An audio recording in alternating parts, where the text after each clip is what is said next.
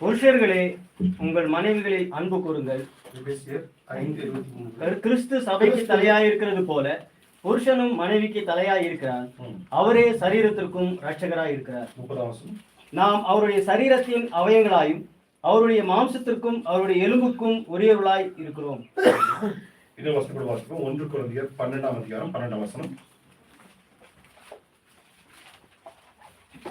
எப்படியெனில் சரீரம் ஒன்று, அதற்கு அவயங்கள் அநேகம்.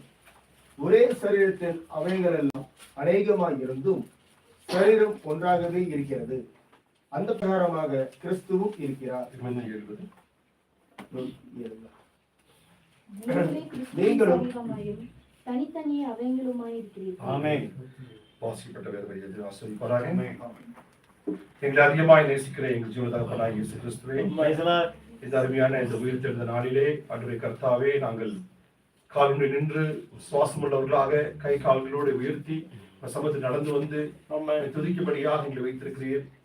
ஆண்டவரே, இந்த ஸ்லாக்கியம் அநேகம் ஆயிரம் லட்சக்கணக்கான மக்களுக்கு இல்லாதபடினாலே இந்த முடங்கி போய் கிடக்கிறார்கள் கர்த்தாவே. ஆனால் எங்களுக்கு கொடுத்த இந்த பெரிய ஸ்லாக்கியம் துதிக்கிறோம்.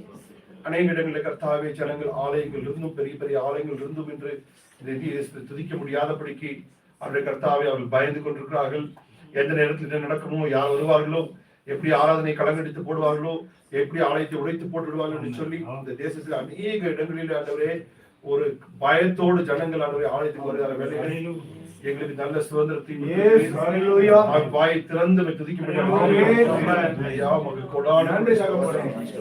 சுத்த கிருபையாக எங்களுக்கு கொடுக்கப்பட்ட தருணங்களை நாங்கள் வீணடித்து விடாதபடி அப்பேற்பட்ட ஒரு காலில் சொல்வதற்கு முன்பதாகவே ஆண்டவரே நாங்கள் வெளிச்சம் இருக்கும் பரிபூர்ணமாய் துதிக்க கிருபை ஆண்டவரே தகப்பனே, நீர் இருக்கு பூமியில் இருக்குன்னு சொல்லி ஆண்டவரே இதோ இருள் வருகிறது சொல்லி கர்த்தாவே